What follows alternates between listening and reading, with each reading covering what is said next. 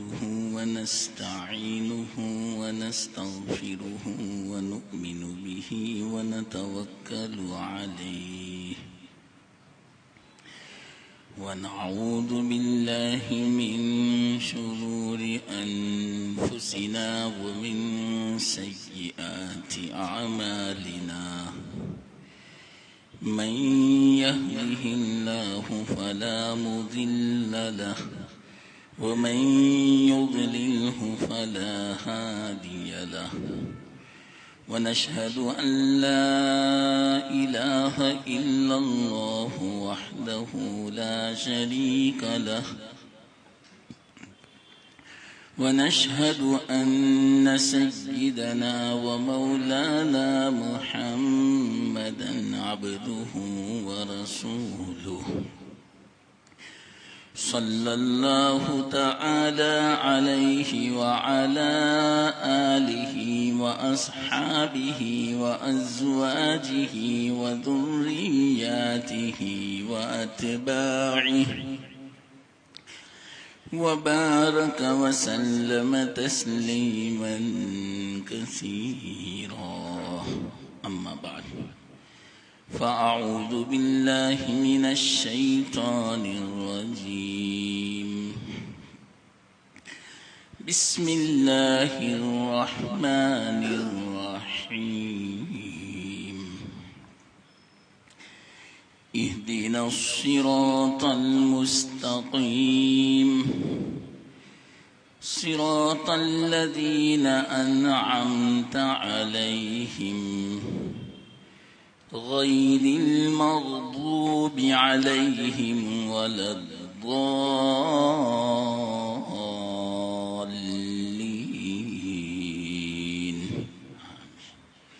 صدق الله العظيم. محترم دوستو بزرگوں، گزشتہ مجلس میں یہ جو ہدایت ہے اس کا چوتھا معنی بیان کیا تھا. ایک تو ہدایت ہے اور پھر ہدایت کا سوال. تو کیا مطلب اس کا؟ تو چوتھا مطلب یہ تھا کہ ایمان اور اعمال اس کا تعلق قلب سے، یہ تو ہے ہدایت. پھر اس کا سوال کا مطلب کیا کہ قلب کا تعلق اللہ سے ہو جاوے. یہ ہے ہدایت کا سوال. اور اصل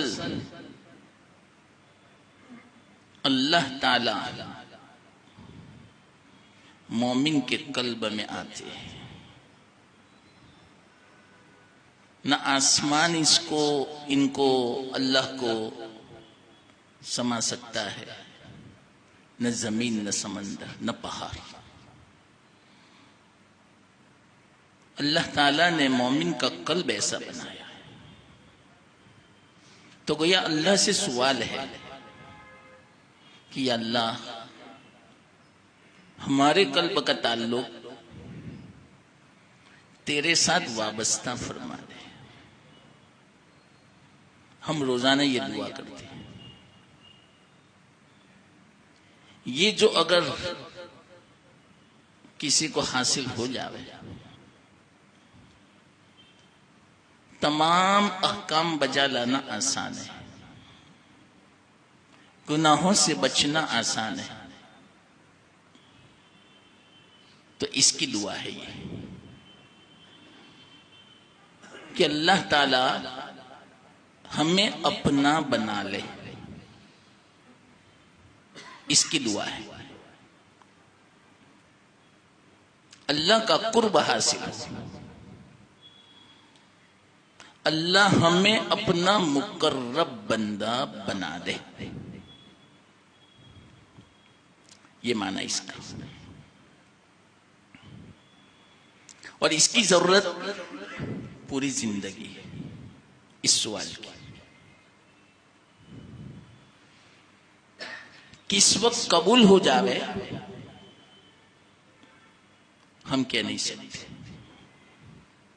ہر وقت مانگنے کی ضرورت ہے.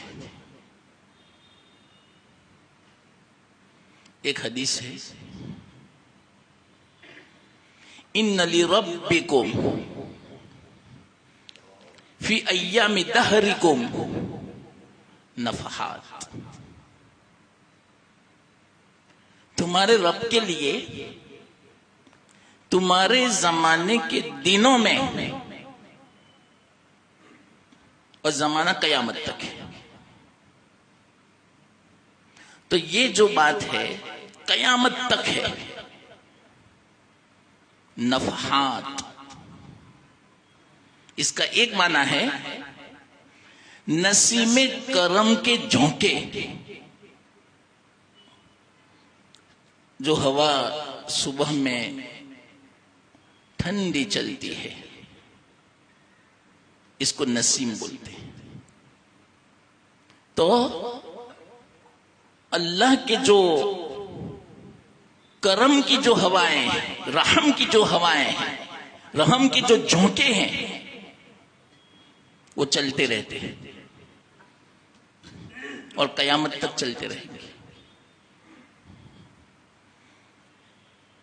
تو فرماتے اللہ کے رسول صلی اللہ علیہ وسلم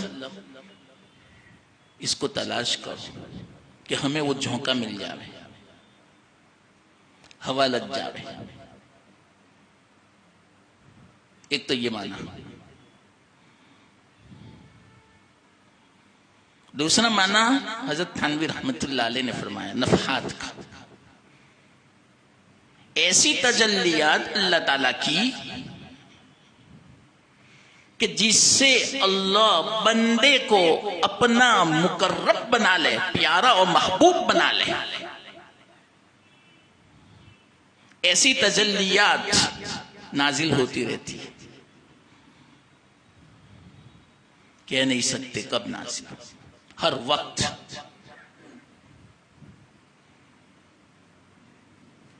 اس کو تلاش کرو، کس وقت مل جاوے کہہ نہیں سکتے. کس عمل سے اللہ مل جاوے ہمیں پتہ نہیں. ہر وقت کوشش کرنی چاہیے. جو وہ اگر رحمت، وہ جھونکا اگر ہمیں مل گیا تو دل کا تعلق ہو گیا اللہ تعالیٰ سے. اور ایک مرتبہ جب اللہ تعالیٰ کسی کو اپنا مقرب بنا لیتا ہے اس کو مردود نہیں فرماتے پھر کبھی.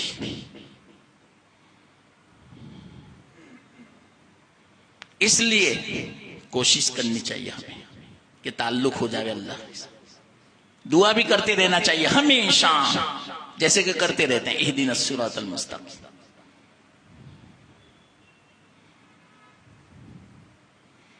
تو یہ تعلق ہو جائے. یہ تو وقت بتلایا کہ کب اللہ تعالی کی رحمت کی ہوائیں چلتی ہے، ہر وقت چلتی ہے. اور کہاں چلتی ہے یہ دوسری حدیث میں. اللہ والوں کی صحبت میں، بخاری شریف کی روایت، وہ جامع صغیر کی روایت تھی.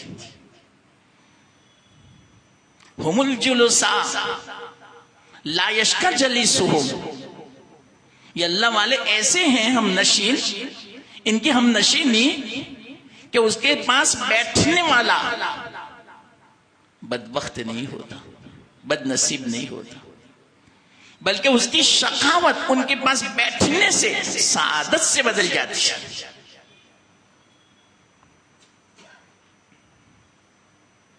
اللہ کا تعلق ہو جائے گا تو گویا وقت بھی بتلایا، جگہ بھی بتلائی. وقت کون سا کہہ نہیں سکتے کب، ہر وقت تلاش کرو. اور جگہ خاص بتلائی، اللہ والوں کی صحبت، اللہ مقرب بنا لے گا، قلب کا تعلق اللہ سے ہو جائے گا. تو اس کی دعا ہے. یا تو کبھی اللہ تعالی اگر یہ نسیم کرم کے جھونکے لگ گئے بندے کے ساتھ، اللہ کی تجلی وابستہ ہو گئی، تو اللہ تعالیٰ اس کو جذب کر لیتے ہیں، اپنا بنا لیتے ہیں، چاہے وہ کتنا ہی گنہگار کیوں نہ ہو. ایک دم سے زندگی میں انقلاب پیدا ہو جاتا ہے. اس لیے اس کو معمولی نہ سمجھیں، اس کو بولتے ہیں جذب. تو یہ دعا ہے، بڑی زبردست دعا ہے. اس تصور کے ساتھ پڑھو تو جب جذب ہو جاوے گا اللہ کھینچ لے گا. جذب کا معنی کھینچنا.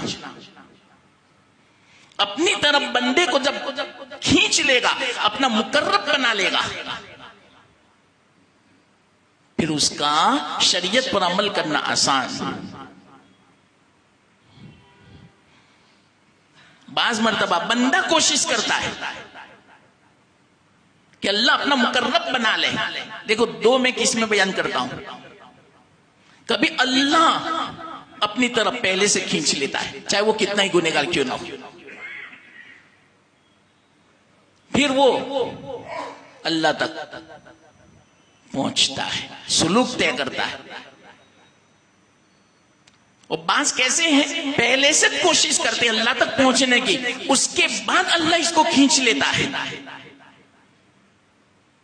پہلا جو بندہ ہے اس کو مجذوب سالک کہتے ہیں، دوسرا جو بندہ ہے اس کو سالک مجذوب کہتے ہیں. مجذوب یعنی پہلے سے کھینچ لیا اللہ نے، پھر وہ چلنا شروع کیا. اس کے لیے عمل کرنا آسان شریعت پر، اس کو بولتے ہیں مجذوب سالک. اور دوسرا ہے سالک مجذوب. پہلے وہ چلتا ہے، کوشش کرتا ہے، اللہ کی طرف رجوع کرتا ہے، اللہ کو پانے کی کوشش کرتا ہے، پھر اللہ تعالیٰ اس کو اپنی طرف کھینچ لیتا ہے. اس کو بولتے ہیں سالک مجذوب. کوئی بھی ہو بس. اور یہ دونوں چیزیں کلام مجید میں ہیں. میں نے گزشتہ مجلس میں آخری آیت پڑھی تھی، اللہ یجتبی الیہ من یشاء ویہدی الیہ من ینیب. یہ دو ہی قسمیں ہیں. اللہ تعالیٰ اپنی طرف کھینچتا ہے جس کو چاہے، اور ہدایت دیتا ہے اس کو جو اللہ کی طرف رجوع ہوتا ہے. یہ دو قسمیں ہیں.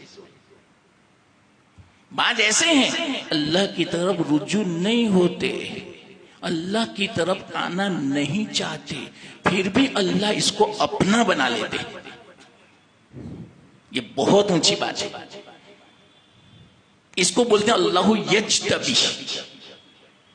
اللہ منتخب کر لیتا ہے، جذب کر لیتا ہے، کھینچ لیتا ہے اپنی طرف جس کو چاہے. اب کون ہے من یشاء؟ آپ بھی ہو سکتے ہیں، میں بھی ہو سکتا ہوں، دنیا میں کوئی بھی ہو سکتا ہے. یہودی بھی ہو سکتا ہے، نصرانی بھی ہو سکتا ہے، غیر مسلم بھی ہو سکتا ہے. جیسے میں سمجھاتا ہوں، کوئی بھی من یشاء. مثنوی میں ایک واقعہ لکھا ہے علامہ رومی رحمت اللہ علیہ نے. ایک مشرک تھا، 80 سال کی عمر ہو گئی تھی، اپنے گھر میں بت رکھا تھا، بس اس کی عبادت کرتا رہتا تھا. ہر وقت بس اس کا نام، سنم سنم سنم. 80 سال تک. 80 سال کے بعد بھولے سے اس کی زبان سے صمد نکل گیا.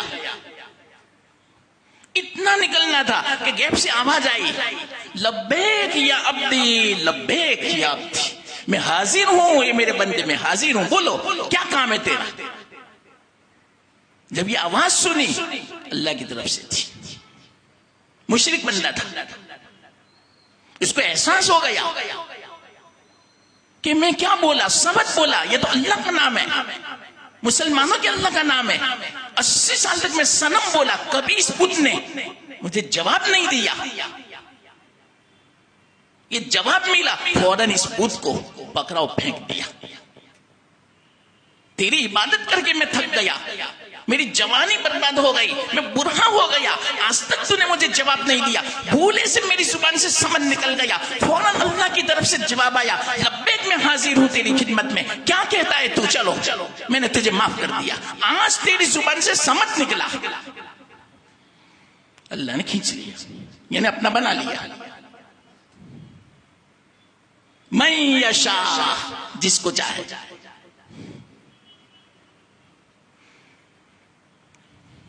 ایک مرتبہ شیخ عبد القادر جیلانی رحمت اللہ علیہ تہجد میں اٹھے تھے، حضرت خضر آئے، ان سے فرمایا فلانی جگہ چلو، وہاں ایک ابدال کا انتقال ہو رہا ہے، ان کا جنازہ پڑھانا ہے آپ کو،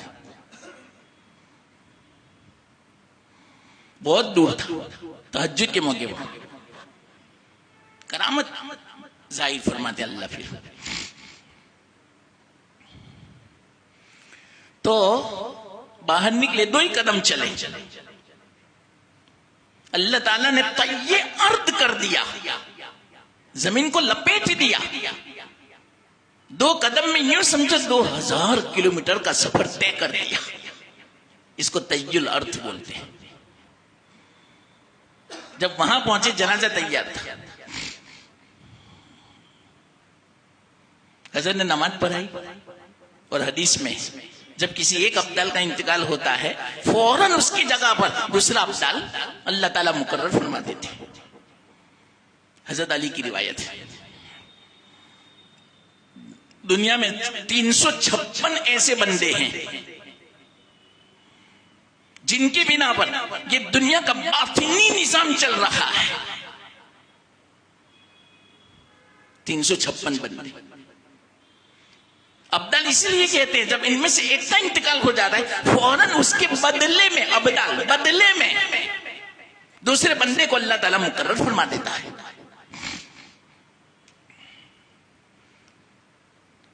تو حضرت شیخ جیلانی رحمت اللہ علیہ نے حضرت خضر سے پوچھا اب ان کی جگہ پر ابدال کس کو بنانا ہے؟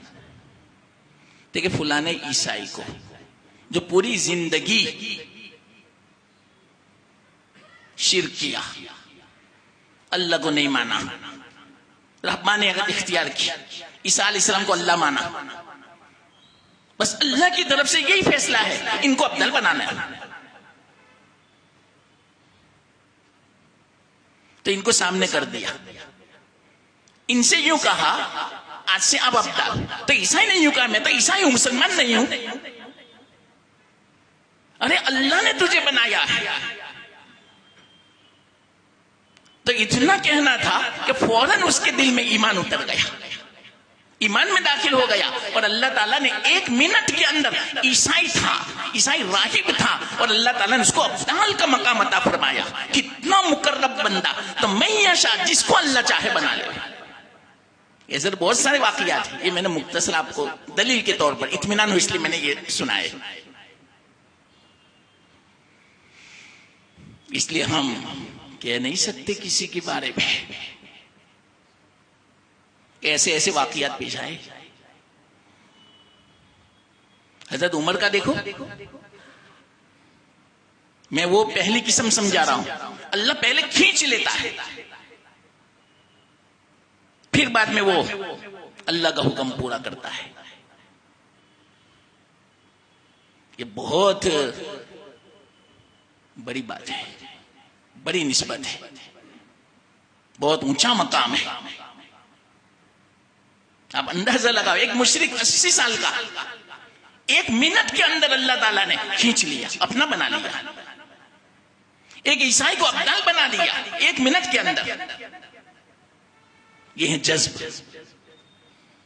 پھر بعد میں وہی کام کرتا ہے جو اللہ چاہتا ہے. حضرت عمر دیکھو، یہ تو بعد کے واقعات ہیں، میں آپ کو حدیث کے واقعات سناؤں. جذب کا حضرت عمر رضی اللہ تعالی تلوار لے کر جا رہے ہیں اللہ کے رسول صلی اللہ علیہ وسلم کو شہید کرنے کے لیے، اور کہہ رہے ہیں باقاعدہ گردن اڑا دوں گا. لیکن اللہ کو کچھ اور منظور تھا. اب اندازہ لگاؤ، کوئی ارادہ بھی نہیں تھا ایمان لانے کا، لیکن اللہ نے ان کو جذب کر لیا. اسی طرح سے گئے تلوار لے کر، اور اسی حالت میں حاضر ہوئی اللہ کے رسول صلی اللہ علیہ وسلم کی خدمت میں، اور یوں کہا مجھے اسلام میں داخل کر لو. اللہ نے جذب کر لیا. پھر بعد میں ان کی جو حالت ہوئی، مکمل شریعت پر عمل. تو پہلے کبھی اللہ کھینچ لیتا ہے، پھر وہ عمل کرتا ہے اسلام پر اور شریعت پر. اور حضرت عمر کی زندگی دیکھ لو، کیسا عمل تھا ان کا. ایک مرتبہ نہیں، حضرت عائشہ رضی اللہ تعالیٰ عنہ نے فرمایا یا رسول اللہ صلی اللہ علیہ وسلم، آسمان میں جتنے ستارے ہیں اس کی تعداد کے برابر کسی کی نیکیاں ہو سکتی ہے کہ ہاں عمر کی. اندازہ لگاؤ، گن نہیں سکتے. تو اتنی نیکیاں حضرت عمر کی. یہ بعد میں ہوا، پہلے کھینچ لیا اللہ تعالیٰ نے. اس کو بولتے ہیں مجذوب. سالک، سالک بعد میں بولنے، پہلا مجذوب، اللہ کھینچ لے کسی کو. دوسری الفاظ میں اس کو مراد بولتے ہیں. ایک ہے مرید، خود چاہنے والا اللہ کو، اور مراد جس کو اللہ چاہے. بہت فرق ہے دونوں میں.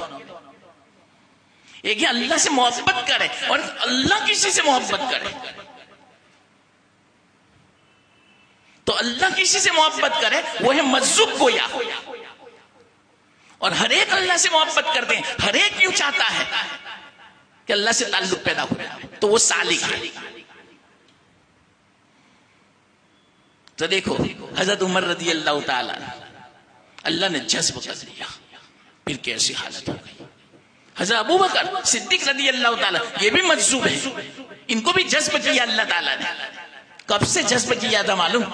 بچپن سے. تب تو ان کا تعلق تھا بچپن سے اللہ کے رسول صلی اللہ علیہ وسلم کے ساتھ، کہ ان کا تعلق ہمیشہ باقی رکھنا ہے. یہ اللہ کی طرف سے مقدر تھا. ان کو تو پتہ بھی نہیں تھا کہ یہ میرے دوست، میرے ساتھی محمد آئندہ نبی بننے والے ہیں، اور میں ان کا خلیفہ بننے والا ہوں، میں نائب بننے والا ہوں. ان کو تو پتہ بھی نہیں تھا. اللہ تعالیٰ نے ایسے اسباب پیدا فرمائے جس کی بنا پر حضرت ابو بکر کو دوستی ہو گئی، تعلق محبت ہو گئی. یہ اللہ کی طرف سے. آپ نہیں دیکھتے کتنے لوگوں کو علماء سے محبت اور کتنوں کو علماء سے نفرت. یہ اللہ کی طرف سے. رونا چاہیے. علماء سے نفرت، اور بعض علماء سے محبت کرتے ہیں، چاہے ان سے غلطی ہو جائے، وہ بھی تو ایک انسان ہے، بشر ہے، ہو سکتی اس میں کیا ہو گیا. ایسی تعویل کرتے ہیں اور دوسرے لوگ تعویل نہیں کرتے. یہ اللہ کی طرف سے ان کو ہدایت نہیں ملی گویا. اس لیے اللہ سے ہمیشہ دعا کرتے رہنا چاہیے. اللہ کی طرف سے نفحات، ایسی تجلی نازل ہوتی رہتی ہے. اللہ سے دعا کرنی چاہیے وہ تجلی کا کچھ حصہ مجھے بھی میسر ہو جاوے. یا اللہ مجھے محروم نہ فرمانا. جب محروم ہوتا ہے نا بندہ تو اعتراض ہی نظر آتا ہے اس کو، اللہ والوں پر، بزرگوں پر، علماء پر، اماموں پر، بس ہر آدمی پر اعتراض. اللہ نے اس کو مردود کر دیا گویا. تو حضرت ابو بکر رضی اللہ تعالیٰ عنہ ان کے لیے تو کیسے اسباب پیدا فرمائے تھے پہلے سے، نوجوانی سے. بلکہ ان کو تو اشارہ بھی مل گیا تھا 20 سال پہلے کہ آپ کا ساتھی نبی ہونے والا ہے. یہ اللہ کی طرف سے تھا. یہ ہے جذب.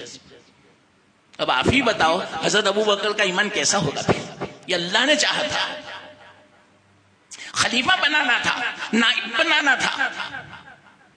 اور ہمیشہ ساتھ میں رکھنا تھا، تو اللہ نے ایسے اسباب بھی پیدا فرما دی.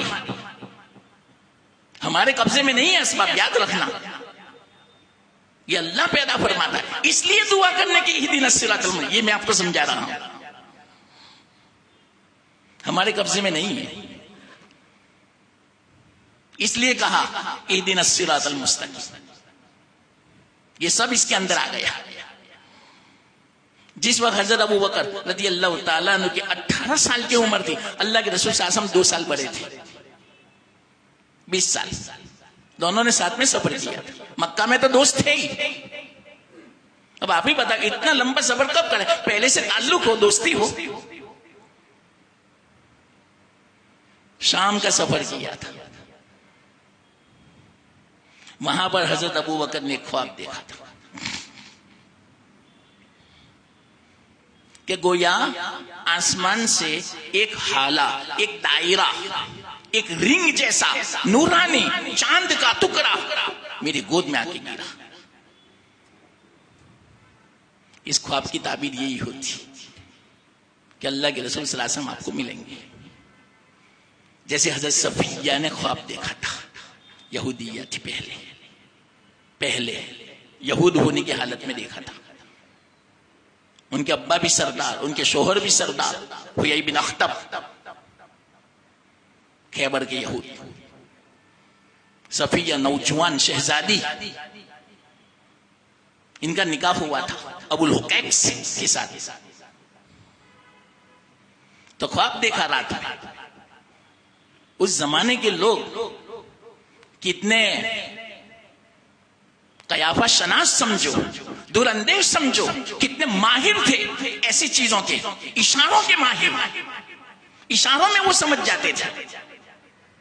یہودی ہے. خواب دیکھا حضرت صفیہ نے. صبح میں اپنے شوہر سے ذکر کیا، میں نے آج رات کو ایسا خواب دیکھا کہ آسمان سے ایک چاند کا حالہ میری گود میں آ کے گرا. اتنا بولنا تھا کہ ایک تماچا مارا. اور فوراً کیا کہا، میرا کیا قصور؟ ارے تو یثرب کے بادشاہ کا خواب دیکھ رہی ہے، اس کو تو اپنانا چاہتا ہے، یعنی محمد کو. اور ایسا ہی ہوا.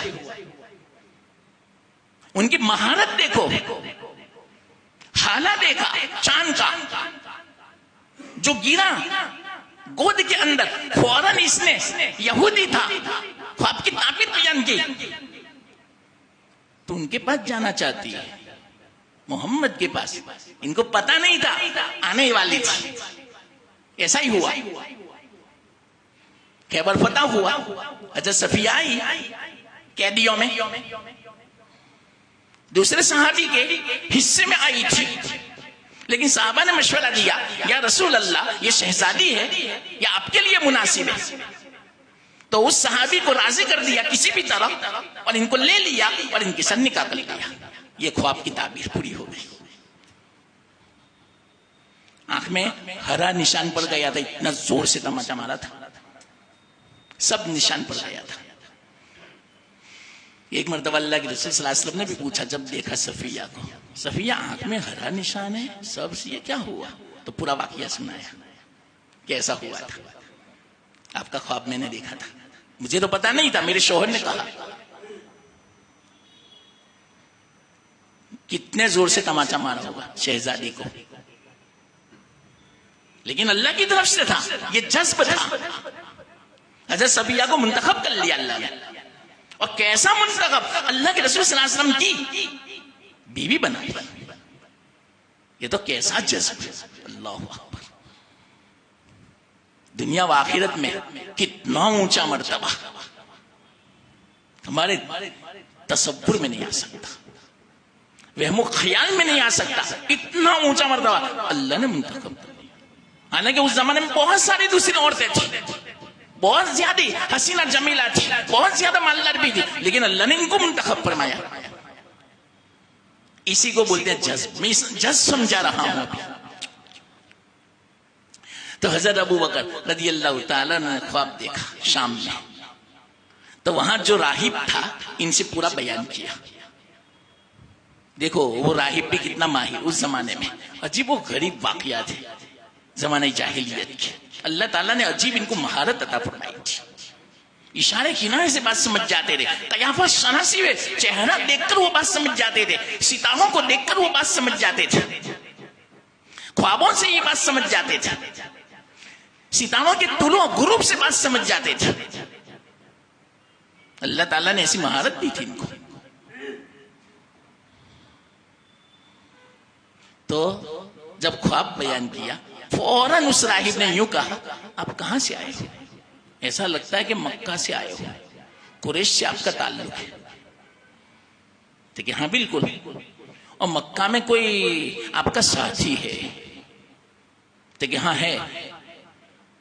اللہ ان کو اپنا آخری نبی بنائیں گے اور ان کا سب سے پہلا جو خلیفہ ہوگا آپ ہوں گے اور آپ ان پر ایمان لاؤ گے سب سے پہلے. ابھی تو 18 سال کی عمر تھی. اس وقت سے اللہ تعالیٰ نے ان کو گویا جذب کر لیا تھا. اب آپ ہی بتاؤ, جیسے اللہ کے رسول صلی اللہ علیہ وسلم نے دعویٰ فرمایا ایمان کا تو سب سے پہلے تو حضرت خدیجہ کے پاس آئے تھے, بیوی کے پاس. تو حضرت خدیجہ نے ایمان قبول کر لیا. انہوں نے بھی اپنی زندگی میں ایسے واقعات دیکھے تھے اللہ کے رسول صلی اللہ علیہ وسلم کے خر کی عادت. وہ بھی جانتی تھی کہ یہ کوئی بڑے آدمی ہے. جب نبوت ملی سب سے پہلے ایمان لانے والی حضرت خدیجہ رضی اللہ تعالیٰ عنہ. اس لیے کہا جاتا ہے کہ عورتوں میں سب سے پہلے یہ اور مردوں میں حضرت ابو بکر. ورنہ پوری دنیا میں سب سے پہلے اگر کوئی ایمان لانے والے ہے تو حضرت خدیجہ, ابو بکر سے بھی پہلے. تو جس وقت حضرت ابو بکر رضی اللہ تعالیٰ عنہ 38 سال کے ہوئے, اللہ کے رسول صلی اللہ علیہ وسلم کی عمر مبارک 40 سال کی ہوئی, نبوت میں تھی. دوست تو تھی پہلے سے. اللہ کے رسول صلی اللہ علیہ وسلم نے حضرت ابو بکر سے کہا کہ اللہ تعالیٰ نے مجھے نبی بنایا. یہ تو کب سے تسلیم کر چکے تھے, لیکن ایسے اطمینان کے خاطر دلیل کے طور پر کیا کہا معلوم, کوئی دلیل ہے؟ دیکھیے ابو بکر آپ مجھ سے دلیل مانگتے ہو, چلو کوئی حرج کی بات نہیں. آپ جب دلیل مانگتے ہو تو میری نبوت کی دلیل آپ کا وہ خواب ہے جو اپنے 18 سال کی عمر میں شام میں دیکھا تھا, اور وہاں کے راہب نے آپ کو جو خواب کی تعبیر بیان کی تھی وہ میری نبوت کی دلیل ہے. بس اتنا کہنا تھا کہ گلے لگ گئے. یا رسول اللہ میں تو آپ کو مانتا تھا, ایسے ہی بس اطمینان کے خاطر میں نے پوچھا تھا آپ کو. یہ ہے جذب. حضرت ابو بکر کو کب سے اللہ تعالیٰ نے اپنا بنا لیا تھا کہ میرے نبی کا ان کو خلیفہ بنانا ہے, میرے نبی کا ان کو نائب بنانا ہے. یہ کتنی بڑی نسبت ہے. اللہ تعالیٰ نے کب سے مقرب بنا لیا تھا. تو گویا اہدنا الصراط المستقیم کا معنی کیا, یا تو اللہ تعالیٰ ہمیں پہلے سے جذب کر لے وے, کھینچ لے وے, اور پھر بعد میں توفیق ہو صحیح اور ہدایت ہو. تو یہ میں آپ کو پہلے سے جو جذب ہے نا, اس کے میں مختصر 2-3 واقعے اس لیے سناتا ہوں تاکہ سمجھ میں آئے. یہ تو میں نے صحابی کا واقعہ سنایا. بادشاہوں میں بھی ایسا. اب ایک آدھ بادشاہ کا سنا دوں. جب اللہ جذب فرماتے ہیں تو بادشاہت کو بھی خیر بات کہہ دیتے ہیں. اور کیسے جذب فرماتے ہیں ایسا سبب بنا دیتے ہیں اللہ تعالیٰ. حضرت ابراہیم بن ادہم رحمت اللہ علیہ بلخ کے بادشاہ تھے. رات کو کروٹیں لے رہے تھے, نیند نہیں آتی تھی. ایک دم سے انہوں نے آواز سنی چھت کے اوپر کسی کے چلنے کی. میری چھت پر ابھی کون ہے؟ تو باہر نکلے. یہ تو اللہ نے بھیجے تھے, یا تو فرشتے تھے یا تو صالح جن تھے, ایسا لکھا ہے کتاب میں. اس کے ذریعے سے اللہ تعالیٰ نے ان کو کھینچ لیا تھا. کوئی نہ کوئی سبب بتا دیتے. تو جیسے باہر نکلے ایک دم سے اوپر دیکھا تو کوئی آدمی گھوم رہا تھا. انہوں نے پوچھا یہاں کیسے آپ؟ میرے گھر کے اوپر, اور یہاں آئے کیسے؟ محل میں, اور محل میں بھی وہ چھت کے اوپر. تو کہا میرا اونٹ گم ہو گیا ہے تو اونٹ تلاش کرنے آیا ہوں. ابراہیم نے پوچھا آپ تو عجیب ہو, کیسی دیوان کی جیسی بات کرتے ہو, پاگل پنے جیسی. اونٹ تو زمین میں, ریگستان میں, جنگل میں تلاش کرنے کا, بادشاہ کے محل میں چھت کے اوپر تھوڑی تلاش کرنے کا. تو اس آدمی نے کہا ہاں آپ اپنے آپ کو عجیب نہیں لگتے؟ مجھے آپ نے عجیب کہا کہ یہاں تلاش کرتے ہو، آپ بھی محل کے اندر ان نعمتوں کے اندر اللہ کو تلاش کرتے ہو۔ اللہ کیسے ملے گا یہاں پر؟ اس کو چھوڑنا پڑے گا تب جا کے اللہ ملے آپ کو۔ ایک طرف یوں چاہتے کہ دنیا بھی رہے، بادشاہت بھی رہے، اور ایک طرف چاہتے کہ اللہ بھی ملے۔ یہ دو چیزیں جمع نہیں ہو سکتی۔ بس یہ کہنا تھا، چوٹ لگی، اسی وقت انہوں نے محل چھوڑ دیا، سارے کپڑے اتار دیے۔ بادشاہ کسی کو پتہ بھی نہیں چلنے دیا، اللہ کی طرف سے تھا۔ جب اللہ اس طرح قبول فرماتا ہے کوئی پرواہ نہیں کرتا۔ یاد رکھنا یہ جو میں جملہ بیچ میں کہا، کسی کی پرواہ نہیں کرتا۔ ہاں اگر وہ پرواہ کرتا ہے تو اللہ کی پرواہ کرتا ہے۔ میرا اللہ کس سے راضی ہوتا ہے، کس سے ناراض ہوتا ہے؟ کسی ملامت کرنے والے کی ملامت کی بھی کوئی پرواہ نہیں کرتا۔ کوئی کیا کہے گا اس کی بھی کوئی پرواہ نہیں۔ جب اللہ تعالیٰ کھینچ لیتا ہے تو آج کل ہم اس کی بہت پرواہ کرتے ہیں، بہت خیال کرتے ہیں کہ اللہ تعالیٰ نے بہت مالدار بنایا، بہت پیسہ دیا، اب سیدھا سادہ نکاح کریں گے، لوگ اعتراض کریں گے، یہ کیسا نکاح، پتہ بھی نہیں چلا۔ تو لوگوں کو راضی کرنے کے لیے سب کرے گا چاہے اللہ ناراض ہو جائے، اور جس کو فکر اللہ کی ہوگی وہ کسی کی پرواہ نہیں کرے گا چاہے لوگ مجھے تانا دے۔ یہ ہے جذب۔ وہ جو میں نے بیچ میں جملہ کہا نا، معمولی مت سمجھنا۔ جب اللہ کھینچ لیتا ہے کسی کو وہ پرواہ نہیں کرتا کسی کی، ملامت کرنے والے کی ملامت کا بھی خوف نہیں کرتا۔ لا یخافون لومۃ لائم، کلام مجید میں اللہ والے بس صرف ان کو ایک ہی فکر ہوتی ہے، میرا اللہ راضی ہو جاوے، اللہ ناراض نہیں ہونا چاہیے۔ آج ہمیں ڈر لگتا ہے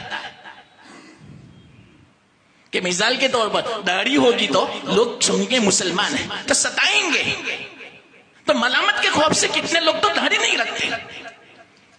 دنیا کے خوف سے ہم داڑھی بھی نہیں رکھتے کہ دنیا ضائع ہوگی، دنیا نہیں ملے گی، نوکری چلی جاوے گی، دنیا کی فکر ہے، اللہ کی فکر نہیں ہے۔ ہاں یاد رکھنا، جب اللہ جذبہ کر لے گا کسی کی فکر نہیں کرے گا، کسی کی پرواہ نہیں کرے گا وہ۔ یہ جذبہ کی علامت میں آپ کو سمجھا رہا ہوں۔ ایک علامت یہ بھی ہے جذبہ کی کہ اس وقت اس کو فکر بس ایک ہی ہوتی ہے کہ اللہ میرا راضی ہو جائے، اللہ ناراض نہیں ہونا چاہیے۔ لوگ تانا دے، کوئی حرج کی بات نہیں۔ حضرت ابراہیم بن آدم کو بہت تانا دیا وزیروں نے، لوگوں نے، کہ آپ کیسے ہو، کتنے بے وقوف ہو، بادشاہ چھوڑ دی، اور فقیری اختیار کی آپ نے، درویشی آپ نے اختیار کی، کیسا لباس تھا فاخرانہ آپ کا، کیسی جاہو جلالی تھی، کیسا حکم آپ کا چلتا تھا، یہ سب چھوڑ دیا آپ نے، کوئی پرواہ نہیں، مسکراتے تھے۔ تمہیں کیا پتا مجھے جو اللہ تعالیٰ نے سکون عطا فرمایا، مجھے جو اللہ نے جو تعلق و قرب عطا فرمایا، مجھے جو نسبت و محبت عطا فرمائی، آج تک تو جسموں پر حکومت تھی، اب تو قلوب کے اوپر حکومت ہے۔ پہلے تو انسانوں پر حکومت تھی، اب تو میری جانوروں پر بھی حکومت ہو چکی، اور اسی طرح سمندری جو حیوانات ہے اس پر بھی تو میری حکومت ہو گئی۔ اللہ سے تعلق کے بعد میں جانتا ہوں مجھے کسی کی پرواہ نہیں۔ یہ علامت ہے اس بات کی، یہ بھی ایک علامت میں نے بتائی۔ یاد رکھنا جب ایسی حالت ہو جاوے نے، سمجھو اللہ نے اپنا بنا لیا۔ بے چین ہو جاویں گے آدمی نافرمانی سے۔ ہمیں جب پتا چلے یہ کام تو ایسا ہے کہ اس سے اللہ ناراض ہوتا ہے تو آدمی بے چین ہو جاتا ہے، بے قرار ہو جاتا ہے۔ یہ علامت اس بات کی ہے کہ اللہ نے آپ کو اپنا بنا لیا ہے۔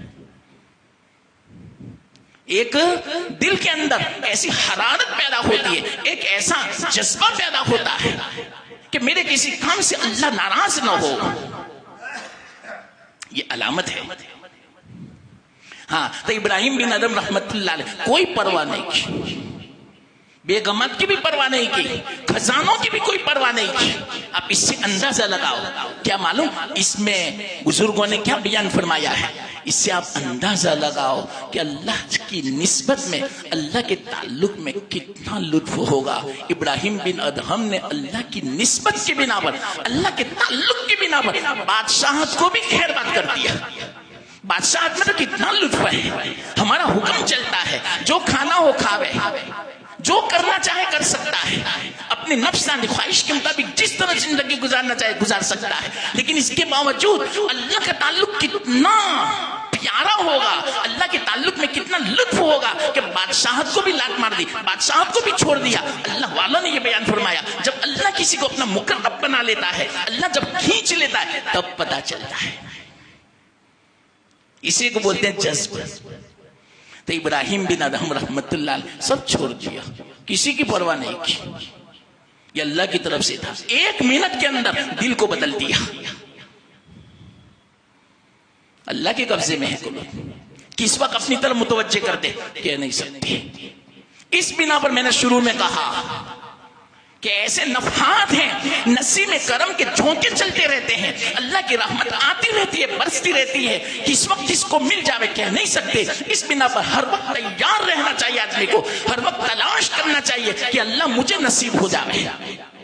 डरने का नहीं, बाद लोग डरते कि जब सुधर जाऊंगा तभी दाढ़ी भी रखनी पड़ेगी, 5 वक्त की नमाज भी पढ़नी पड़ेगी, फिर बाद में अच्छा अखलाक से पेश आना पड़ेगा, मेरी जुबान को भी काबू में रखनी पड़ेगी, इधर उधर जो मैं घूमता हूँ, और इसी तरह ये जो फिल्म ये वो सब मेरे जो गलत ताल्लुकात है सब छोड़ने पड़ेंगे। ये तो बहुत डर लगता है, अल्लाह से ताल्लुक नहीं, डरने का नहीं, अल्लाह खुद आसान कर देता है।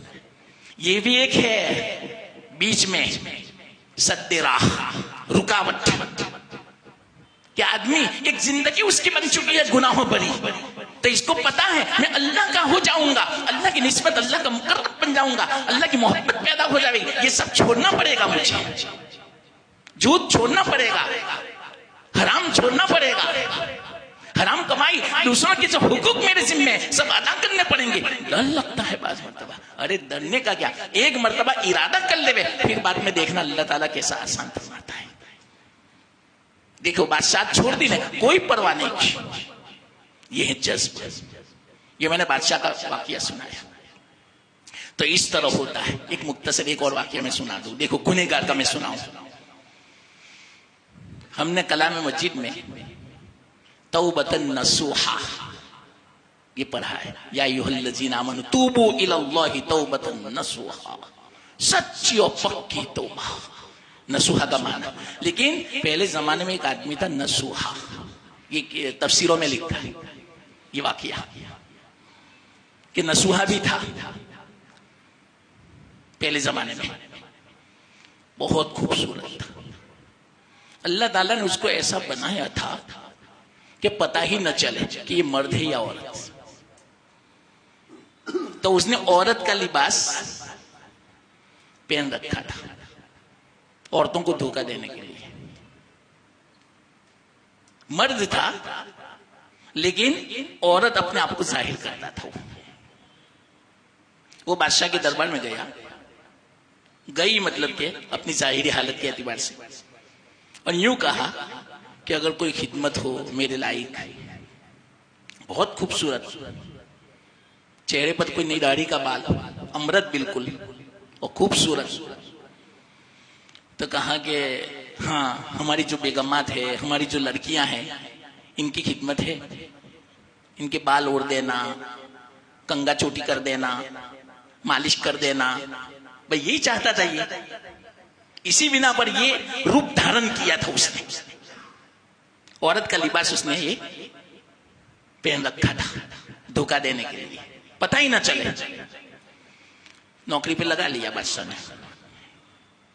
अब क्या पूछना, ये तो था मर्द, औरत के मुकाबले में इसकी ताकत भी तो ज्यादा। दूसरी औरतें भी थी वहां पर, खिदमत करने वाली, मालिश करने वाली, जो कुछ भी मालिश हो ये भी मालिश करता था। तो एक तो मर्द और ताकत भी ज्यादा, और ऊपर से शहवत के साथ, तो क्या पूछना। तो इनकी खिदमत वहां की जो बेगमात शहजादियां बहुत अच्छी लगती थी कि ये बहुत अच्छी खिदमत करता है, तो सबको हटा दिया, इस अकेले को रखा खिदमत के लिए खास अपने बदन की, और यही चाहता था उसको। लेकिन अजीब, अल्लामा रूमी रहमतुल्लाह अलैह फरमाते हैं इसकी एक अजीब आदत थी। روزانہ اس طرح کرتا تھا اور شام کو وہ جنگل میں جا اور روتا تھا کہ اللہ مجھے معاف فرمانا، میں کیا کر رہا ہوں، میری کیسی زندگی گزر رہی ہے، میں نے کتنا دھوکہ دے رکھا ہے۔ اب صبح میں آتا پھر لگ جاتا اسی خدمت میں، بس یہ ان کی عادت تھی۔ دیکھو انہوں نے تو مانگا، ہر وقت وہ طلب کرتے رہتے تھے۔ اب اللہ کی طرف سے وہ نفحات جو میں آپ کو سمجھا رہا ہوں وہ گھڑی آ گئی جذبہ کی۔ علامہ رومی رحمت اللہ علیہ فرماتے ہیں تو کیا ہوا معلوم، ایک شہزادی کا ہار گم ہو گیا۔ اب اعلان ہوا، بہت قیمتی ہار تھا، موتیوں سے بھرا ہوا، لدا ہوا، بہت قیمتی ہار، لاکھوں کروڑوں کا۔ اعلان کیا بادشاہ نے کہ جتنے بھی خدمت کرنے والی یہاں جتنے بھی عورتیں ہیں ان سب کو تلاشی لی جاوے گی، یہاں تک کہ اگر نہیں ملا تو ان کے کپڑے اتارے جائیں گے تاکہ پتا چلے کہ اندر میں تو نہیں چھپایا۔ سب کو لائن میں کھڑا رکھا، اس کو بھی لائن میں رکھا، اس کو بھی تو عورت سمجھتے تھے، تنسو نامی جو آدمی تھا، مرد تھا، وہ بھی لائن میں کھڑا۔ اب یہ پریشان، پسینہ چھوٹنے لگا۔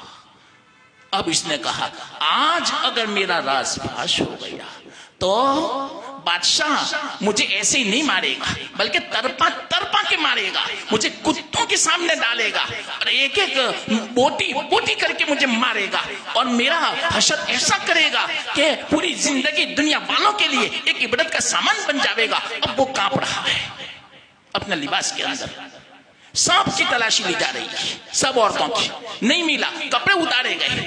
اس نے یوں سوچا اگر میرے جو کپڑے اتارے گئے تو راز فاش ہو جاوے گا، میں تو عورت نہیں ہوں، میں تو مرد ہوں، کیا ہوگا؟ اب رو رہا ہے، کچھ پتا نہیں دنیا و مافیا کا۔ اسی وقت اللہ کی طرف متوجہ ہوتا ہے اور اللہ سے کہتا ہے یا اللہ میرے راز کو راز رکھنا، فاش نہ فرمانا، میں سچی اور پکی توبہ کرتا ہوں، بس یہ پہلا سمجھو کہ آخری دن میرا، اب میں خدمت سے دوش ہوتا ہوں، اب میں یہ خدمت چھوڑ دیتا ہوں، میری بھول ہو گئی یا اللہ تو مجھے معاف فرما دے۔ اسی حالت کے اندر وہ بے ہوش ہو گیا۔ اللہ کا کرنا ایسا ہوا، اس کی باری آنے والے تھی 2-3 عورت کے بعد کہ فوراً ایک پرندہ آیا اور پرندے نے آ کر وہ ہار پھینک دیا وہاں پر۔ اللہ کی طرف سے تھا یہ سب کچھ۔ جیسے مطلب کہ وہ ہار پرندے نے پھینکا، اب یہ جتنوں کو بھی کپڑے نکلوائے تھے سب سے معافی مانگی کہ معاف فرمانا، ہم آپ کے اوپر بدگمان ہوئے۔ یہ جو بے ہوش تھا ان کے وہ پانی چھڑکا، ان کو روم میں لے گئے، کمرے میں لے گئے، جب ہوش میں آیا تو ان سے معافی مانگی کہ معاف فرمانا، ہار تو مل گیا، ہم نے آپ کو خامخواہ پریشان کیا کہ نہیں، بس اب میں آپ کی خدمت کا لائق نہیں رہا۔ آپ اس طرح گمان کرتے ہو، ہم خدمت کرتے ہیں اور ہمارے اوپر اس طرح بدگمانی کرتے ہو، اب میں خدمت کے لائق نہیں ہوں۔ انہوں نے اصل میں سچے پکی توبہ کر لی تھی۔ فرماتے ہیں بہت منت سماجت کی بیگموں نے، شہزادیوں نے، بادشاہ نے، لیکن 1 سے 2 نہیں ہوئے، 10 سے مس نہیں ہوئے۔ کیوں؟ علامہ رومی فرماتے ہیں اللہ نے ان کو جذب کر لیا تھا۔ اتنا فاسق فاجر آدمی، پوری زندگی انہوں نے فسق و فجور و گناہوں میں انہوں نے گزاری، لیکن اس کے باوجود اللہ تعالیٰ نے جب ان کو جذب کر لیا، اللہ نے اپنا ولی بنا دیا، اپنا مقرب بندہ بنا دیا۔ تو یہ ہے اصل میں، ایسے تو بہت سارے واقعات ہیں، بلکہ حدیث میں ایک واقعہ میں اشارہ کر دوں آپ کو۔ حضرت وحشی بن حرب کتنے خطرناک تھے۔ اللہ کے رسول صلی اللہ علیہ وسلم کے چچا حضرت حمزہ رضی اللہ تعالیٰ عنہ کو شہید کرنے والے وحشی ہیں۔ اللہ کے رسول صلی اللہ علیہ وسلم کو بہت تکلیف ہوئی تھی اور یوں فرمایا تھا میں اپنے چچا کے بدلے میں 70 کافروں کو میں قتل کروں گا، ایک کے بدلے میں۔ آپ اندازہ لگاؤ کتنا غم تھا اللہ کے رسول صلی اللہ علیہ وسلم کو اور کیسی محبت تھی اپنے چچا سے۔ حضرت حمزہ وحشی نے ان کو قتل کیا تھا، شہید کیا تھا، لیکن ایک وقت ایسا آتا ہے کہ اللہ تعالیٰ نے حضرت وحشی کو جذب کر لیا۔ ایسے کو جنہوں نے اللہ کے رسول کے چچا، محبوب چچا، اور اللہ کے رسول صلی اللہ علیہ وسلم اتنے ناراض، لیکن اس کے باوجود اللہ تعالیٰ نے ایک مثال بیان فرما دی، قائم فرما دی کہ اللہ تعالیٰ بے نیاز ہے، اللہ جس کو بھی چاہے قبول کر لے، جس کو بھی چاہے اپنا مقرب بنا لے۔ تو اللہ کی طرف سے اللہ کے رسول صلی اللہ علیہ وسلم کو حکم ہوا کہ وحشی کو بھی دعوت دو، اگرچہ انہوں نے آپ کے چچا کو قتل کیا لیکن ان کو بھی دعوت دو۔ لیکن کیسا اللہ تعالیٰ نے ان کے لیے موقع فراہم کیا، واقعیتاً علماء دنگ ہے، کیسا لمبا واقعہ پیش آیا، حدیث میں آتا ہے۔ اللہ کے رسول صلی اللہ علیہ وسلم ان کو دعوت دی تو انہوں نے کیا کہا معلوم، میں کیسے اسلام قبول کر سکتا ہوں، اس لیے کہ میں نے تو بہت بڑے بڑے گناہ کیے ہیں۔ کلام مجید میں ہے والذین لا يدعون مع اللہ الہا آخر ولا يقتلون النفس التي حرم اللہ الا بالحق ولا يزنون۔ یہ تین بڑے گناہوں کو اللہ نے بیان فرمایا، یہ تینوں بڑے بڑے گناہ میں نے کیے ہیں، کہ شرک بھی کیا ہے، زنا بھی کیا ہے میں نے، اور اسی طرح میں نے قتل بھی کیا ہے، تو اللہ مجھے کیسے بخشے گا؟ یہ جواب لکھا حضرت وحشی نے اللہ کے رسول صلی اللہ علیہ وسلم کو، تو اللہ کی طرف سے وحی نازل ہوئی، ان کے لیے وحی آ رہی ہے، حضرت وحشی کے لیے۔ اللہ نے فرمایا کوئی حرج کی بات نہیں، چاہے کتنے ہی بڑے آپ نے گناہ کیے ہیں توبہ کر لو، الا من تاب وآمن وعمل عملا صالحا، مگر وہ جنہوں نے توبہ کی اور نیک عمل کیا اللہ اس کو معاف فرما دے گا۔ یہ آیت لکھ کے بھیجی۔ حضرت وحشی نے کیا کہا معلوم؟ کہ یہاں تو شرط کتنی کڑی شرط ہے، کتنی سخت ہے کہ توبہ کرے اور توبہ کے بعد عمل صالح کرے۔ معلوم نہیں مجھ سے عمل صالح ہوگا یا نہیں۔ اللہ تعالیٰ نے مغفرت کو معلق رکھا ہے، کس بات پر موقوف رکھا ہے؟ کہ میں توبہ کروں عمل صالح کروں۔ میں گارنٹی نہیں دے سکتا کہ میں عمل صالح کر سکتا ہوں، اس لیے میں ابھی بھی انشرا نہیں ہے، ابھی بھی میں اسلام میں داخل نہیں ہوتا۔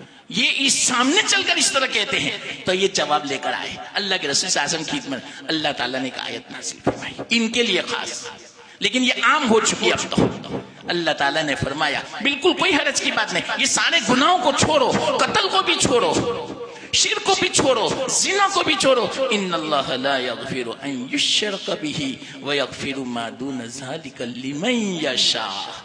اللہ شرک کے علاوہ سارے گناہوں کو معاف فرما دے گا، لیکن کیا فرمایا آخر میں معلوم؟ وَيَغْفِرُ لِمَن يَشَاءُ، جس کے لیے چاہے گا، ہر ایک کے لیے نہیں۔ تو حضرت وحشی کو یہ آیت لے کر بھیجا کہ اللہ نے آپ کے لیے آیت نازل فرمائی۔ حضرت وحشی نے دیکھا کہ وہ اللہ تو فرماتے ہیں وَيَغْفِرُ لِمَن يَشَاءُ، مجھے پتا نہیں کہ میرے بارے میں اللہ کی مشیت کیا ہے۔ دیکھو نخرے اس کو بولتے ہیں، ناز نخرے کر رہے ہیں وحشی، ان کا کیا عمل تھا لیکن اللہ نے جذب کیا تھا، یہ میں آپ کو سمجھا رہا ہوں۔ حضرت وحشی کو اپنی طرف کھینچ لیا تھا، نخرے کر رہے ہیں، اعتراض پر اعتراض کر رہے ہیں، ماننے کے لیے تیار نہیں، تسلیم نہیں کر رہے ہیں، لیکن اللہ تعالیٰ نے ان کو جذب کر لیا تھا۔ اس بنا پر انہوں نے منع کیا کہ مجھے پتا نہیں کہ میں یشا میں اللہ کی مشیت کیا ہے میرے بارے میں، اس لیے ابھی بھی میں قبول نہیں کرتا۔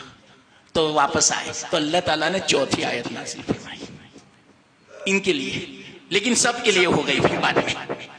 کون سی آیت؟ کل محمد کہہ دو یا عبادی الذین اسرفوا علی انفسہم لا تقنطوا من رحمت اللہ ان اللہ یغفر الذنوب جميعا۔ اب میں یشا کی بھی قید نہیں، اللہ کی رحمت سے نا امید نہ ہو، اللہ سارے گناہوں کو معاف فرما دے گا۔ یہ آیت لے کر گئے، بیچ میں جو قاصد صحابی تھے حضرت وحشی نے پڑھا، ہاں یہ آیت ہے، اس سے مجھے امید ہے۔ اب آئے اللہ کے رسول صلی اللہ علیہ وسلم کی خدمت میں اور اسلام میں داخل ہوئے۔ اندازہ لگاؤ کیسی آپس میں تبادلہ خیالات ہو رہا تھا۔ جلدی سے اسلام بھی کیوں؟ اللہ نے جذب کر لیا تھا ان کو، حضرت وحشی کو۔ تو سارے نخرے ان کے اللہ تعالیٰ نے، اللہ کے رسول صلی اللہ علیہ وسلم نے گوارا کر لیا۔ تو اللہ جب جذب کرتا ہے پھر بعد میں کوئی بیچ میں رکاوٹ نہیں بن سکتا۔ تو یہ میں نے ایک طریقہ ابھی دن میں بتایا کہ اللہ، جو میں نے علامہ ابن عربی کا قول نقل کیا تھا کہ ایک تو کیا ایمان اور عمل جو ہے نا اس کا تعلق قلب سے ہے، لیکن قلب کا تعلق اللہ سے ہو جاوے۔ تو اللہ سے کیسے ہوگا؟ ایک تو یہ طریقہ بتایا کہ اللہ خود ہمیں اپنا مقرب بنا لے، اللہ خود ہمیں جذب کر لے۔ ایک تو یہ طریقہ جس کی میں نے چند مثالیں بیان کی، ہزاروں مثالیں ہیں۔ دوسرا طریقہ ہم خود کوشش کریں، پھر اللہ اپنے کو جذب کر لے گا۔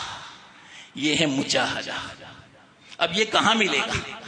یاد رکھنا، مجاہدہ اللہ والوں کی صحبت میں، اللہ والوں کی نگرانی میں، ان کی صحبت میں اللہ تعالیٰ کی رحمتیں نازل ہوتی ہے۔ یہ تو حدیث سے پتہ چلتا ہے کہ اللہ والے ایسے ہیں کہ واقعیت ان کے پاس کوئی بیٹھتا ہے، ان کی صحبت اختیار کرتا ہے تو اللہ تعالیٰ ان کو بھی نواز لیتا ہے۔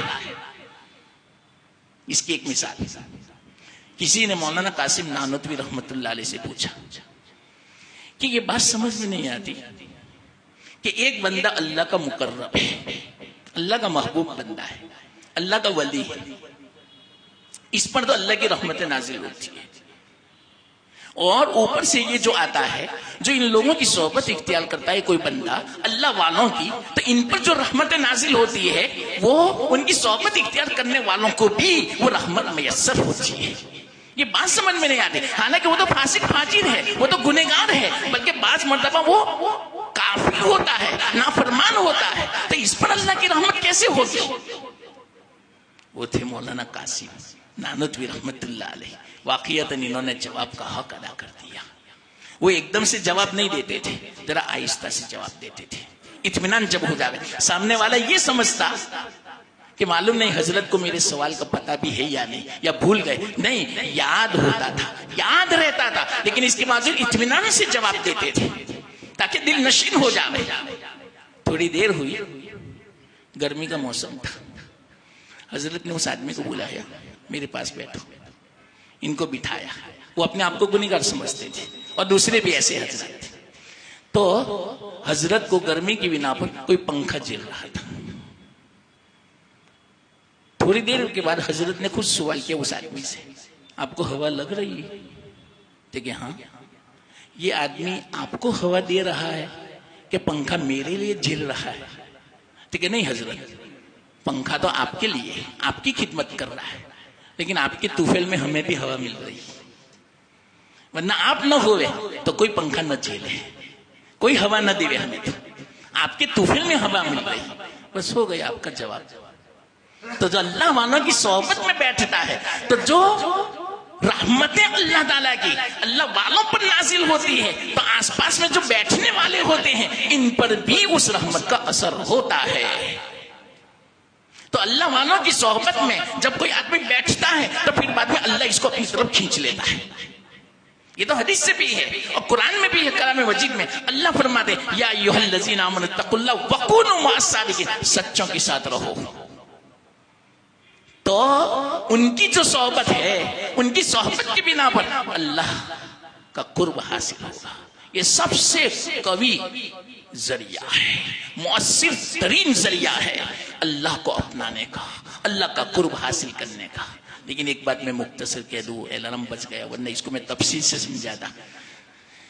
ڈاکٹر عبدالحی عارفی رحمت اللہ علیہ فرماتے، حضرت تھنوی رحمت اللہ علیہ کے اجل خلفاء، وہ فرماتے ہیں آج کل کا زمانہ واقعیتاً بہت کمزور ہو چکا ہے. انسان وہ جذبات نہیں رہے، وہ حوصلہ نہیں رہا. پہلے زمانے میں جو مجاہدات ہوتے تھے، اب وہ قوت نہیں ہے ہمارے پاس، وہ حوصلہ نہیں ہے، وہ جذبات نہیں ہے. تو ہم کیسے اللہ تک پہنچ سکتے ہیں؟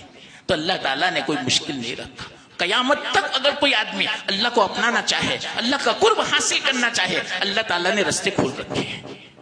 تو ڈاکٹر صاحب نے یوں فرمایا کہ پہلے زمانے میں بزرگوں کے پاس جب جاتے تھے، خانقاہوں میں جاتے تھے مریدین، تو ان سے بڑے بڑے مجاہدات کرواتے تھے. کم کھانا، کم سونا، کم بولنا، کم ملنا، یہ تو تھا ہی، لیکن اس کے علاوہ بھی دوسرے بہت سارے مجاہدات. اب ہمارے اندر وہ ہمت نہیں ہے، وہ طاقت نہیں ہے کہ وہ مجاہدات کر سکے.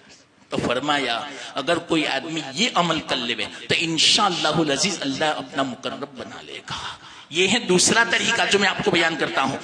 اللہ یجتبی الیہ من یشاء ویہدی الیہ من ینیب. اللہ ہدایت دیتا اس کو جو اللہ کی طرف رجوع ہوتا ہے. تو وہ کون رجوع ہوتا ہے؟ مجاہدات کرنے والا. لیکن آج کل وہ ہماری ہمت نہیں ہے مجاہدہ کرنے کی. اس بنا پہ انہوں نے فرمایا ہر وقت اللہ سے تعلق کرنے کا ایک مختصر عمل بتاؤں. مختصر میں بتا دوں کیا فرمایا معلوم؟ 4 کام کر لو بس. جب بھی صبح میں اٹھیں، کوئی بھی کام کرنا ہو، ہر کام کرنے سے پہلے بس تصور کر لو. نماز پڑھنے جانا ہے، دکان کھولنی ہے، سفر کرنا ہے، یا کوئی چیز ہمیں شاپنگ کرنی ہے، یا کسی سے بات کرنی ہے، یا کوئی بھی کام دنیا کا، بس اس وقت دل میں یہ خیال کر لو اللہ تو اس کو آسان فرما دے، یا اللہ تو مدد فرما، یا اللہ عافیت کا معاملہ فرمانا، اور اللہ اس کو قبول فرمانا. فرمایا یہ 4 دعا تو ہر کام کے لیے شروع میں کر لے، چاہے سفر ہو، دکان کھلنا ہو، شاپنگ کرنا ہو، دنیا کا کوئی کام ہو، شادی ہو، غم کوئی بھی ہو، مسجد آنا ہو، چلنا ہو، گاڑی چلانا ہو، کوئی بھی کام ہو، بس اس وقت فوراً ہمارا تصور بھی آنا چاہیے. یہ عادت بناؤ. دیکھو اسی سے خود بخود تعلق پیدا ہو، اللہ کھینچ لے گا. ایک تو یہ کام. دوسرا کام کیا معلوم؟ فرمایا جب بھی مرضی کے مطابق کام ہو، مرضی کے مطابق کوئی بھی کام ہو تو اس وقت الحمدللہ کہنے کی عادت ڈالو، اور جب مرضی کے خلاف ہو تو اس وقت انا للہ کہنے کی، تو ہر وقت اللہ کا ذکر ہوگا اور اللہ کے ذکر سے اللہ کا تعلق مضبوط ہو جائے گا۔ اور جب ماضی کا خیال آوے، ماضی کے گناہوں کا خیال آوے، ماضی کے نقصان کا خیال آوے، اس وقت استغفر اللہ کہہ دو۔ تو دن میں کتنی مرتبہ ہوگا، اور آئندہ کے خطرات ہو کہ معلوم نہیں کیا ہوگا، مجھے نقصان تو نہیں ہوگا، ایکسیڈنٹ تو نہیں ہوگا، مجھے کوئی دھوکہ تو نہیں دے گا، میرے ساتھ کوئی ایسا ایزا کا معاملہ تو نہیں کرے گا، کوئی ظلم کا، کتنی چیزیں ہیں، کوئی گورنمنٹ کی طرف سے میرے خلاف کوئی بات نہ آ جاوے، دوستوں کی طرف سے ایسے بہت سارے خطرات ہیں، میرے بچے کو کچھ نہ ہو جاوے، میرے دھندے کو کچھ نہ ہو جاوے، کوئی منڈی نہ ہو جاوے، چوری نہ ہو جائے، کتنے خطرات، خیالات آتے رہتے ہیں۔ تو اس کے لیے اعوذ باللہ پڑھتے رہو، اللہم انی اعوذ بک، یا اللہ میں تیری پناہ چاہتا ہوں، من الفتن ما ظہر منہا وما بطن، اور اسی طرح اعوذ باللہ، استعیذ باللہ، یا اعوذ بکلمات اللہ التامات من شر ما خلق، بس تعوذ پڑھتے رہو۔ تو دن میں کتنی مرتبہ ہوگا، ایسے خیالات آتے رہتے ہیں۔ تو یہ 4 کام، اور تیسرا کام کیا بتایا معلوم، یہ 2 کام، اس کے 4 میں چیزیں بتائی۔ تیسرا کام یہ بتایا کہ شریعت کے جو فرائض ہیں بڑے بڑے، شریعت کے جو واجبات ہیں، اس کا علم حاصل کر لو اور گناہوں سے بچو، بڑے بڑے جو گناہ ہیں بس اس سے بچتے رہو، یہ 3 کام۔ چوتھا کام، کوئی مسنون جو ذکر ہے اس کی پابندی کر لو، اور میں کہتا ہوں مسنون ذکر میں سب سے عمدہ، سب سے اچھا بہترین اگر کوئی ذکر ہے تو واقعتاً تیسرا کلمہ درود شریف اور استغفار، اس کی عادت بنا لو، انشاءاللہ یہ 4 کوئی کام کرے گا، وَيَهْدِي إِلَيْهِ مَن يُنِيبُ، اللہ تعالیٰ اپنا مقرب بنا لے گا۔ زبردست یہ عمل بتایا، کوئی مجاہدہ کرنے کی بھی ضرورت نہیں ہے۔ اگر صحبت نہیں ملی اللہ والوں کی تو صحبت کا جو اثر ہے اللہ تعالیٰ نے ان 4 کاموں کے اندر رکھا ہے۔ وہ فرماتے ہیں گارنٹی کے ساتھ ان 4 کاموں کی پابندی کر لو، کیسی اللہ کی رحمت نازل ہوتی ہے، کیسا سکون ملتا ہے، کیسی پریشانیاں دور ہوتی ہے، کیسی تنگیاں دور ہوتی ہے، کیسی بیماریاں ختم ہوتی ہے، روزی روزگار میں کیسی برکت ہوتی ہے، ہمیں پتہ بھی نہیں چلے گا، خود بخود مسئلے حل ہوتے ہوئے ہمیں نظر آئیں گے، اللہ کا قرب حاصل ہوگا، اللہ کی نسبت تعلق محبت پیدا ہوگی، عمل کرنے کا جذبہ پیدا ہوگا، گناہوں سے بچنے کا جذبہ پیدا ہوگا، گناہ ہو جائے گا، بے چین ہو جائے گا، استغفار کرے گا اور اطاعت میں لطف آئے گا، حلاوت محسوس ہوگی، شیرین یہ سب فوائد ہیں اس کے۔ کتنا مختصر میں نے آپ کو 1-2 منٹ میں کہہ دیا، اس پر عمل کریں گے تو دوسرا جو طریقہ ہے وہ یہدی الیہ من یونیب، اللہ اس کو بھی اپنی طرف کھینچ لے گا۔ ایک تو کیا، اللہ بغیر اس کے کھینچ لے، یہ تو سب سے اونچا مرتبہ ہے، اور دوسرا کیا، ہم خود کوشش کریں تو پھر اللہ تعالیٰ اپنا بنا لے گا۔ یہ چوتھا معنی میں نے آپ کو بیان کیا علامہ ابن عربی کا۔ تو ہمارا دل کا تعلق اللہ سے جڑ جاوے، اس کی دعا ہے۔ اب اللہ سے کیسے جڑے گا، یا تو اللہ کھینچ لے یا تو ہم کوشش کریں۔ یہ 2 چیزیں میں نے آپ کو بیان کی پورے مجلس کے اندر۔ اللہ مجھے آپ کو عمل کی توفیق عطا فرماوے اور قبول فرماوے۔ وآخر دعوانا الحمدللہ۔